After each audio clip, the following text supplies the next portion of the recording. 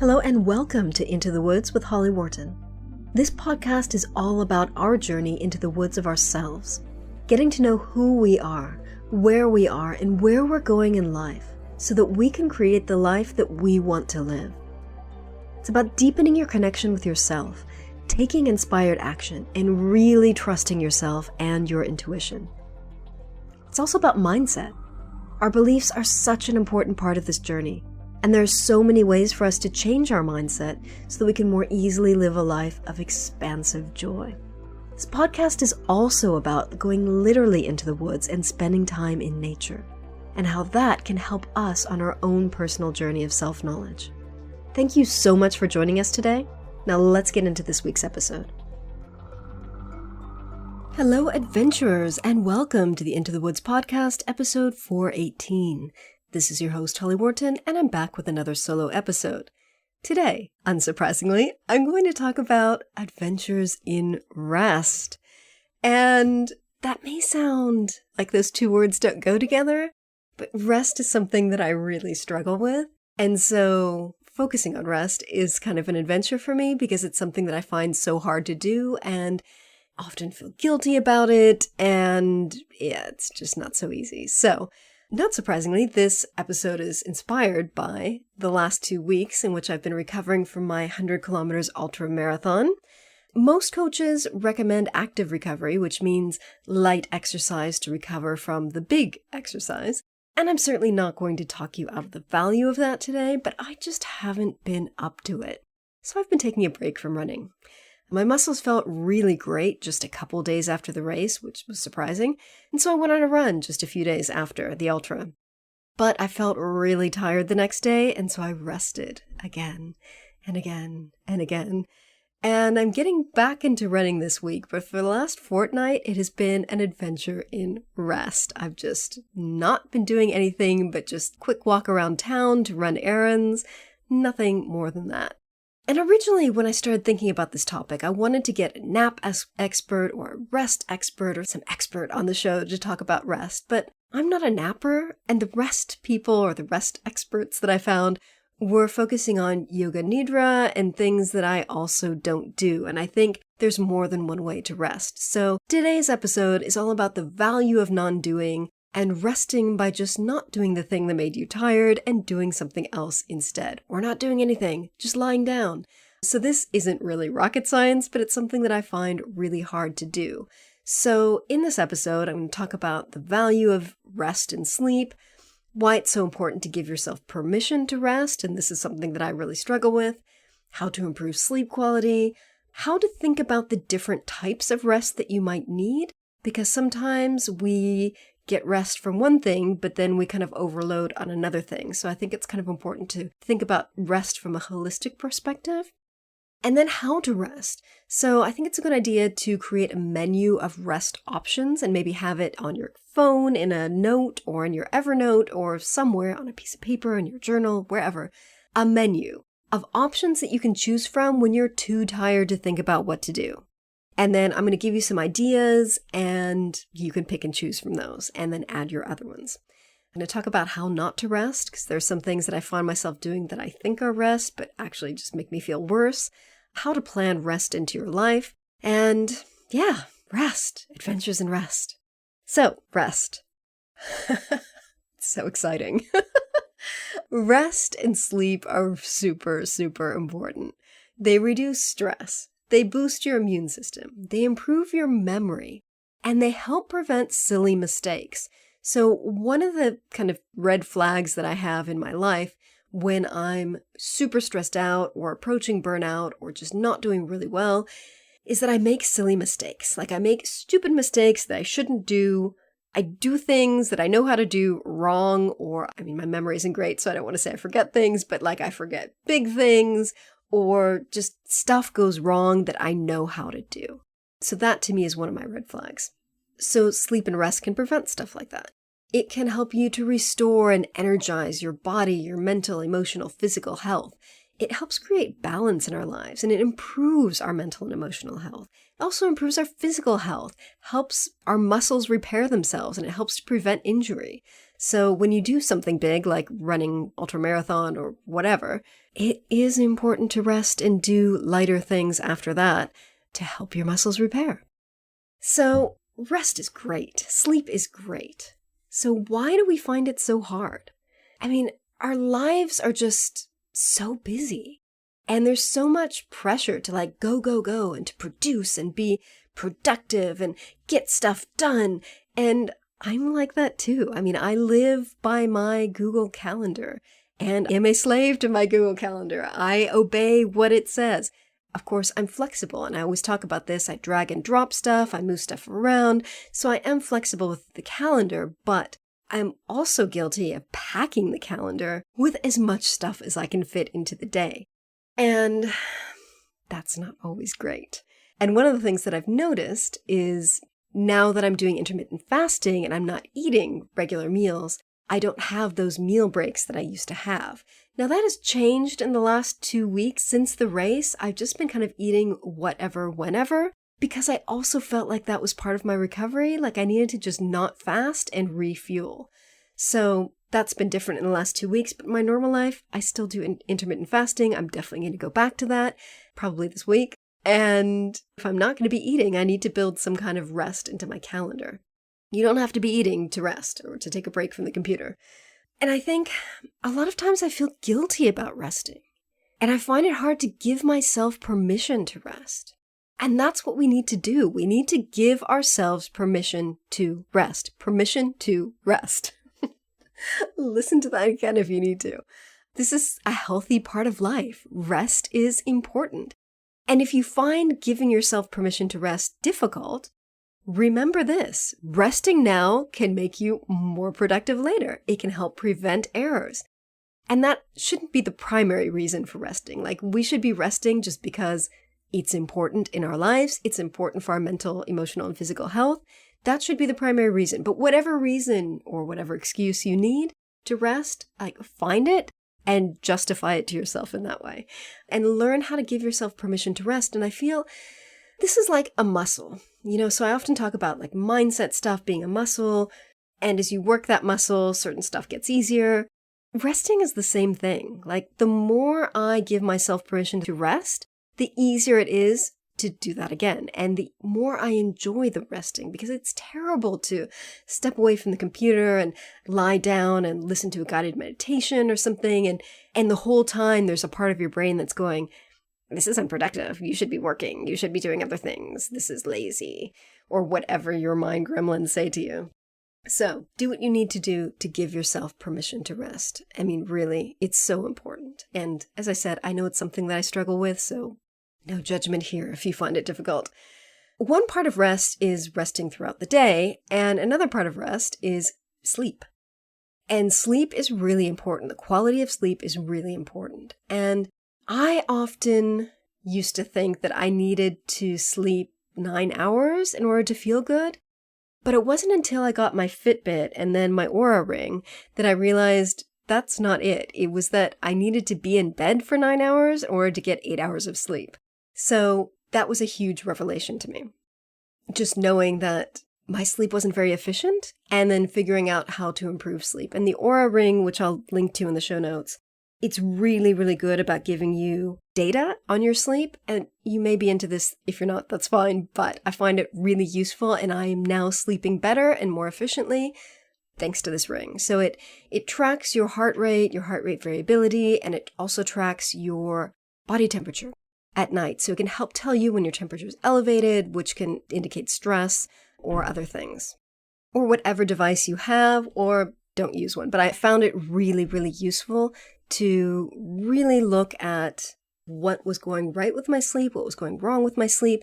Because sometimes I would also get, I thought, enough sleep, but the quality of sleep wasn't good in the sense that I didn't have enough REM sleep or I didn't have enough deep sleep. And they're different, look into different ways of improving those things.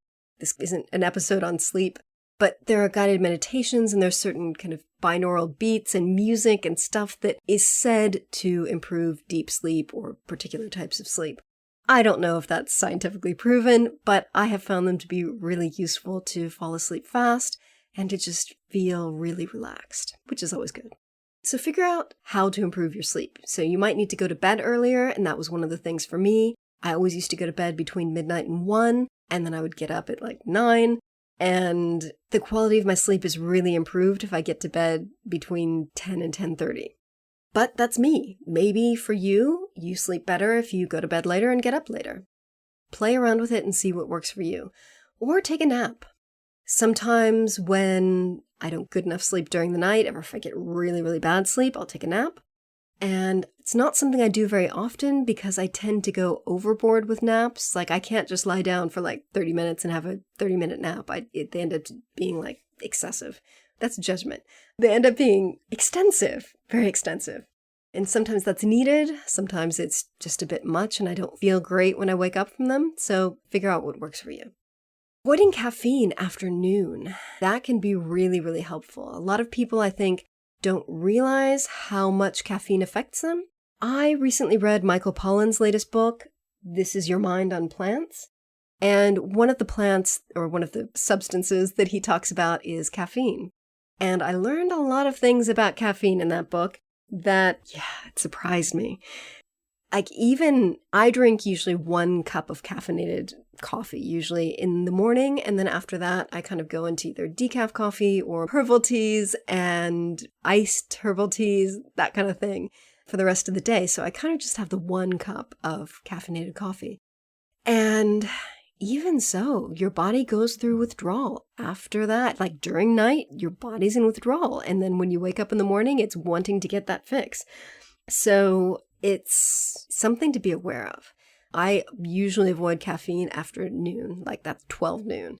And being consistent with your sleep times can really help, even on the weekends. So once I kind of got used to going to bed earlier and waking up earlier, that was great. But then on the weekends, everything would kind of go back to the normal or the old normal schedule. And that was not good because then it made it difficult on Sunday nights to get to bed. So I tried to keep it more or less similar. I will go to bed a little bit later on Friday and Saturday nights, but try to keep it not too far off from my weekday sleeping. Also avoiding late evening exercise or late afternoon exercise. That's something that's hard for me when I'm doing kickboxing because classes are in the evenings. But one thing I will not do is run in the evening because that will give me loads of energy. And I do find that on the days that I exercise in the evenings, I don't sleep as well, or it's harder for me to fall asleep because I've got so much energy from the exercise. So if I run, I usually run early morning or afternoon, but not in the late afternoon. So rest, sleep. Another thing you can do is figuring out how to fall asleep faster. And that's something that I've gotten better at this year. And you've heard me talk about the cognitive shuffle, which is random lists or lists of random things. So dog, window, carpet, street, green, Paris, random things. And this is something that was super awkward at first, but then I just got better at it the more that I did it. And that helps me get to sleep in just a couple of minutes. It's super fast. But before that, I used to listen to guided meditations. I used to listen to binaural beats. And those things were really good at helping me to relax, but not so good necessarily at getting me asleep fast. This cognitive shuffle has been just optimal. But again, find what works for you. This is all about finding what works for you. I know I always say that, but that's it. Like, I don't have the definitive answer to anything. Just giving you options. Finally, get some kind of tracking device to measure your sleep. That could be a Fitbit, or it could be something special for sleep, which is the Oura Ring. That's O-U-R-A, and I'll link to that in the show notes. But this ring is so great. It's really helped me to understand my sleep and also my recovery from exercise and things like that, because it gives you a readiness level every day in addition to a sleep score. So I think there are different types of rest and different types of rest that we need, and I think it's useful to look at rest from a holistic perspective. So sometimes I'll be resting from work, but then I'll be working on a book or using something it's not work, but it's like creative work. Or I will rest from work, but I'll do something really physically demanding. So it's kind of a trade-off. Like I rest from one thing, but I'm stressing myself out with something else. And so I think it's important to make sure that we get all these different types of rest. So I think mental and creative rest is one really important thing. So take time off work. You can either go on holiday, go away for a weekend, go away for a week or more, or just get off your computer, get off your devices and lie down for 20 minutes during the day. It doesn't have to be a huge rest. It could even be 5 minutes, 10 minutes, 15 minutes. Anything I find helps. Emotional rest. So if you've been really stressed out emotionally because you've had a lot of things going on in life, you can try journaling, talk to a friend, get some therapy, or have a healing session. All those things are good and will help you kind of process those emotions and rest from them. Get them out of your mind where sometimes you can be ruminating over stuff that's been going on. Physical rest. Obviously, that means, a day off from exercise or doing a different kind of exercise or doing relaxing exercises like stretching or yoga or a slow walk. Could be lying down, getting some sleep, taking a nap. Sensory rest. This is a really important thing. I'm autistic, so I get sensory overload all the time. I know some of my listeners are as well, but of course, not everyone is. 99% of the population is not. So that doesn't mean that you don't get sensory stress. I think perhaps neurotypical people might just not be aware of it as much as autistic people are, or I don't know. I find that I'm hyper aware of sensory stress and sensory overwhelm and just needing to withdraw. So how do you relax from sensory stuff? And what do I mean by that? I mean like sounds, sights, stuff going on around you, music, lights, people, talking, noises. So what do? I mean, the ideal thing that comes to mind is a flotation tank, which is a sensory deprivation tank where you can just float in water. It's a very salty water, and you usually get earplugs, and it's dark in there, so you're not seeing anything, you're not hearing anything, you're not really touching anything but the water, so you're really just floating in peace. It's a really lovely experience if you've never done it. Or you could just lie down with a sleep mask and maybe some earplugs or go somewhere quiet and just rest without that input into your sight and sound. Finally, social rest. And this might mean different things to different people. So if socializing is something that drains you, then you might want to take time off socializing. If socializing is something that charges you up, but you haven't been doing that lately, then maybe you need more socializing. So that's either do some more or do some less, depending on what you need.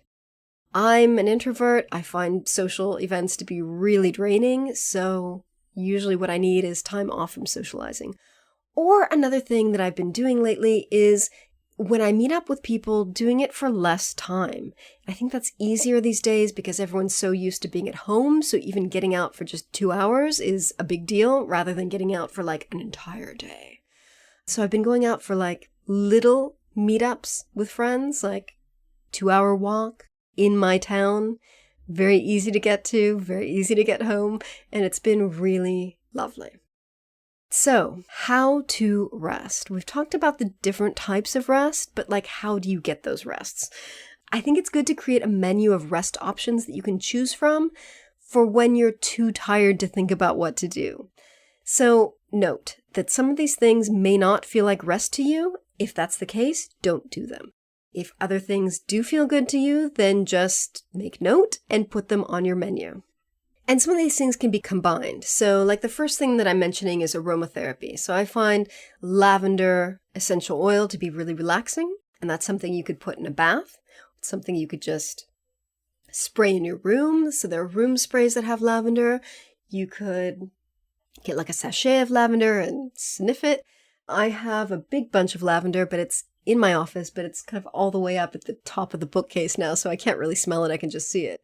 But I do have a little lavender pillow in my office that I can sniff.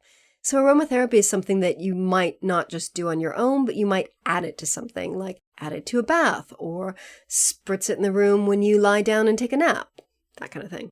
And find which scents are relaxing to you. It might be rose. Lavender is the classic. So if you don't know, just start with that one. And meditation. I'm not a huge meditator, but sometimes I will. The Aura app actually has this thing called a moment, So you take a moment and you can either do like a 5-minute, 10-minute, 15, whatever. You make it however long or short you want, and then it has some very relaxing music. It also has some guided breathwork stuff in there as well, which I don't usually do. I just listen to the music because it's so deeply relaxing, and I'll just take a moment in the bedroom and take like 15 minutes. Or you could do proper meditation, or you could listen to a guided meditation. Those are also really, really useful in relaxing and calming down and just taking a rest. Breathwork is also really good. I haven't found the exact kind of breathwork audio thing that I want, and I'm thinking about maybe recording one myself just because I can't find exactly what I want. But Google it. You will find downloadable audio. You will find videos on YouTube for breathwork that can be really relaxing. Yoga, stretching, I don't do those things, but most people do and find them very useful. You can take a bath. That's one of my favorite things. And again, you can combine that with aromatherapy stuff. You can read a book. You can read a book on your own. You can read a book in the bath. You can read a book in the bath with aromatherapy. It's all combinable. But sometimes I'm so tired mentally that I can't even read a book. And so I find myself like scrolling through my phone and just reading crap on my phone. And then that makes me feel worse. So if you think you want to read, just be aware of whether your mind is ready for that, and maybe you just need a break. And you need a break from looking at words, whether that's on your computer, on your phone, or in a book. Sometimes I'm just so tired I can't even read a book. Take a nap.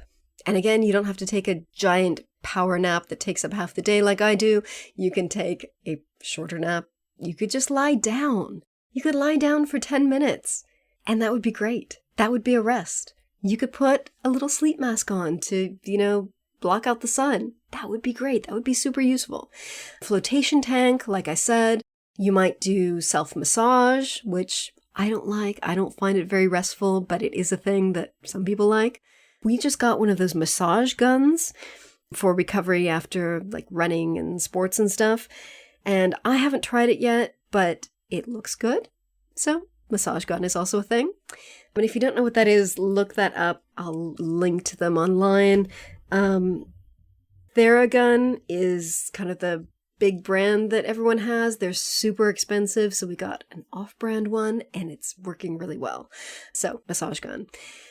And it's a percussion type of massage. So you may find that relaxing or you may find it not relaxing. It depends on you. So also you can get a massage with an actual person. So there are, several massage clinics in my town, which I have not been to for relaxation purposes, but I have been to for healing purposes because my shoulder's been injured for all year. So massage is also really, really good. You could also have a healing session with someone. I find that to be a really lovely type of self-care. However, it's not always relaxing, and sometimes you have that kind of healing crisis afterwards, which might cause more stress. So I find something like Reiki to be really nice. I don't think I've ever had a healing crisis after Reiki. It's just deeply relaxing and lovely, and I love it. So something like that is good. You can also just listen to relaxing music, like get away from the computer, lie down, listen to relaxing music, or go for a very light walk, a slow walk, and listen to relaxing music. You could write in your journal. That might be a form of rest, might be a good way to get stuff out of your head. Going for a walk in nature or spending time in nature or just going to a park and lying down on the grass. That can be really nice. And then, of course, vacation, holiday, go away. Go away for one night. Go away for a weekend. Go away for a week or longer. I've really been feeling lately like I need a holiday, and I'm trying to figure out where to fit it into the calendar because I didn't pre-book that this year. Because this year changed so much. Obviously, we're still coming out of lockdown and COVID is a mess, but you don't have to go that far away from home to have a holiday. You just kind of need a change of scenery and not doing the things you've been doing. So that is in the plans. Finally, how else can you rest? You can say no to things. And this is a really great way of giving yourself rest. So if someone invites you to do something and you just can't because you're exhausted, just say no and, get in touch with them in a couple weeks when you're feeling better, or book something directly in the future rather than now.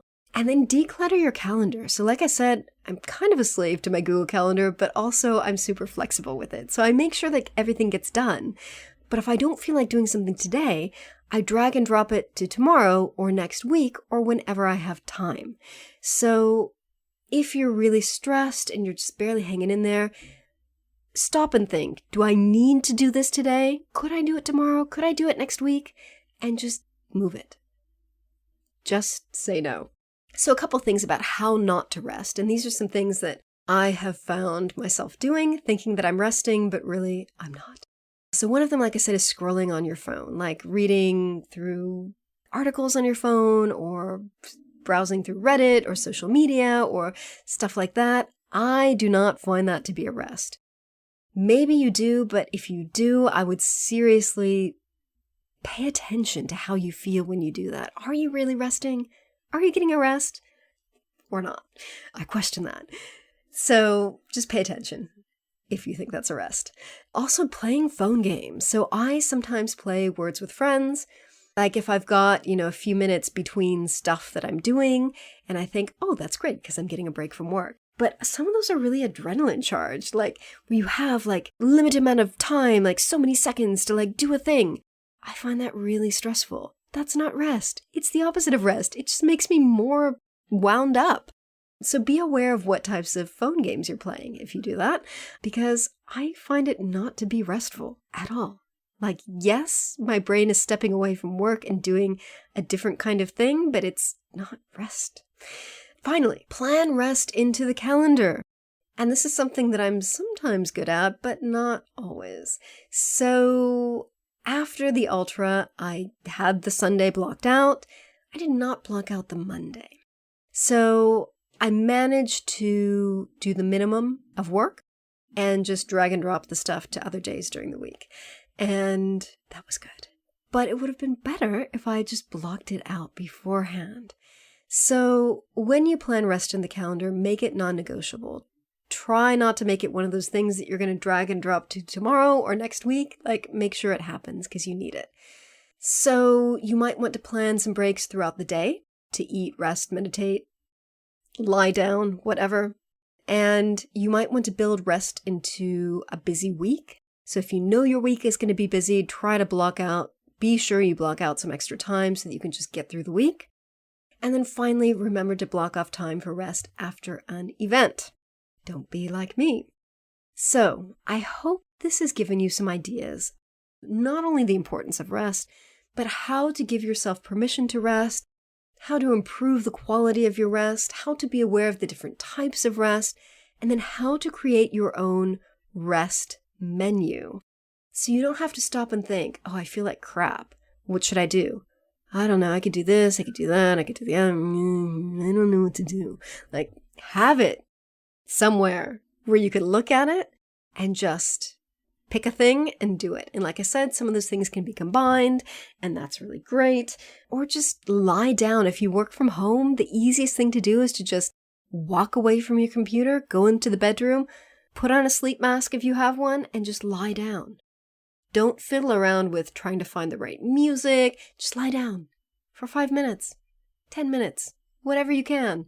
Make it simple. Don't feel like you have to create this elaborate ceremonial rest with all of the right things, with the aromatherapy and the perfect music and the silky sleep mask and all the fancy stuff.